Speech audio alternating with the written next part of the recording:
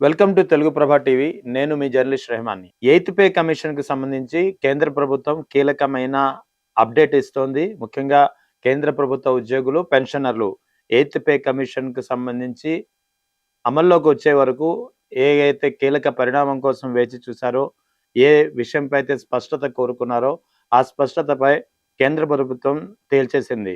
ముఖ్యంగా ఇది కేంద్ర ప్రభుత్వం తీసుకున్నటువంటి నిర్ణయం కేంద్ర ప్రభుత్వ ఉద్యోగులకు, పెన్షనర్లకు అతిపెద్ద షాక్‌గా మారింది.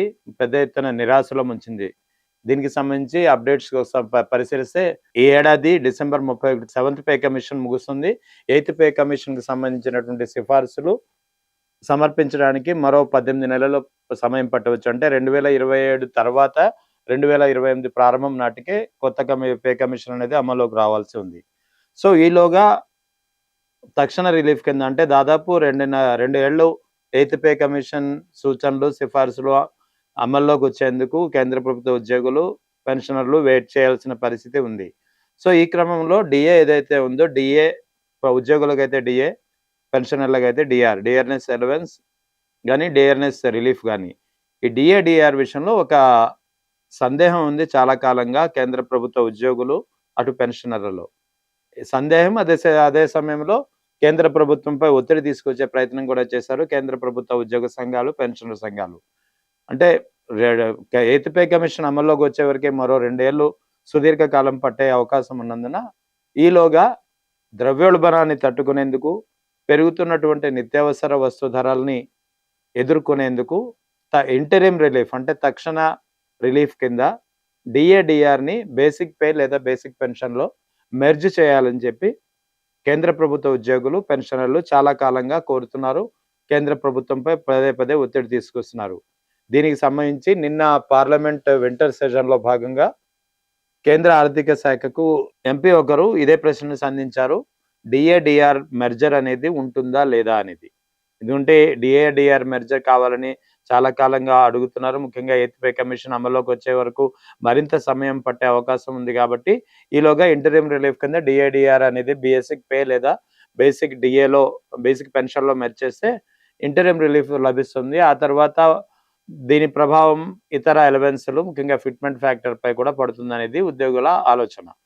సో, దీనికి సంబంధించి ఉద్యోగులు చాలా కాలంగా డిమాండ్ చేస్తూ వచ్చారు. చాలా కాలంగా ఎదురు చూసారు. అయితే దీనికి సంబంధించినటువంటి ప్రశ్నని కేంద్ర పార్లమెంట్‌లో ఎంపీ ఒకరు ఈ ప్రశ్నని తలెత్తినప్పుడు కేంద్ర ఆర్థిక శాఖ సహాయ మంత్రి పంకజ్ చౌదరి రాతపూర్వకంగా సమాధానం ఇచ్చారు.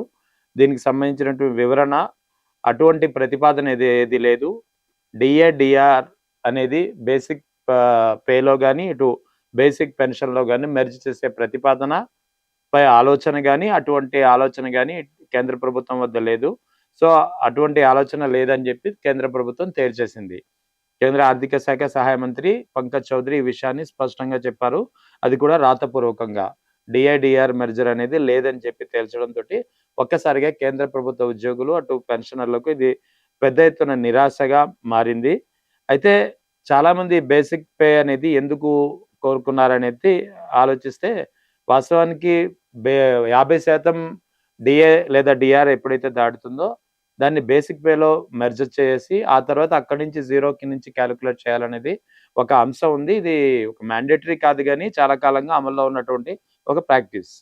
అందుకే ఉద్యోగులు దీనిపై పెద్ద ఎత్తున ప్రెస్ చేసినటువంటి పరిస్థితి. అయితే దీనివల్ల ఏమవుతుందంటే రానున్న ఇప్పుడు ఎయిత్ పే కమిషన్ అమల్లోకి వస్తుంది.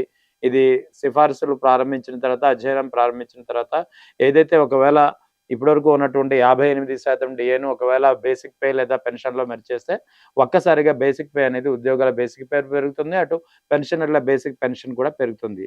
సో, దీని ఆధారంగా ఇతర హౌస్ అలవెన్స్‌లు గాని, ఇప్పుడు ఈ ఎయిత్ పే కమిషన్ పరిగణనలో తీసుకునే నిర్ణయించే ఫిట్‌మెంట్ ఫ్యాక్టర్ ఏదైతే జీతభత్యాలను పెంచుతుందో, ఆ ఫిట్‌మెంట్ ఫ్యాక్టర్ కూడా బేసిక్ పే ఆధారంగానే నిర్ణయించబడుతుంది.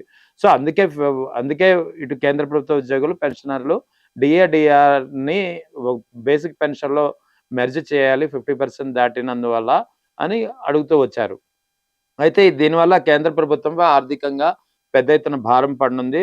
ఒక్కసారిగా 50% డిఏ లేదా డిఆర్‌ను బేసిక్ పెన్షన్ లేదా బేసిక్ పేలో మెర్జ్ చేస్తే ఒక్కసారిగా జీతాలు పెరుగుతాయి.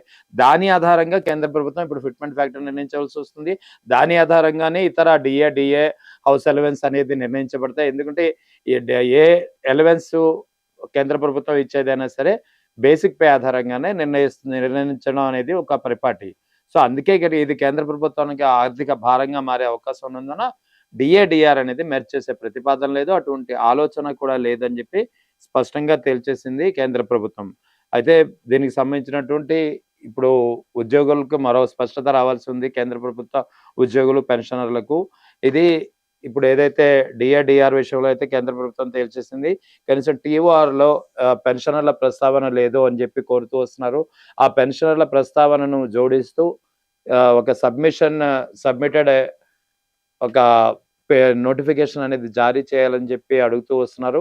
సో, దీనిపై కూడా స్పష్టత ఇవాళ రేపుల్లో పార్లమెంట్ ద్వారా రావాల్సి ఉంది. మరి ఇప్పటికే కేంద్ర ప్రభుత్వ ఉద్యోగులకు, అటు పెన్షనర్లకు డిఆర్ విషయంలో కేంద్ర ప్రభుత్వం చేతులెత్తేసింది. డిఆర్ మెర్జర్ అనేది ఆ ప్రతిపాదన అటువంటి ఆలోచనే లేదని చెప్పి తేల్చడంతోటి కేంద్ర ప్రభుత్వ ఉద్యోగులు, పెన్షనర్లకు చాలా నిరాశ మిగిలింది. ఇక ముఖ్యంగా ఇప్పుడు పెన్షనర్ల ప్రస్తావన ఎయిత్ పే కమిషన్ టీఓఆర్‌ని సవరిస్తారా లేదా? అమెండ్‌మెంట్ చేసి కొత్త నోటిఫికేషన్ ఇస్తారా లేదా అనేది వేచి చూడాల్సి ఉంది.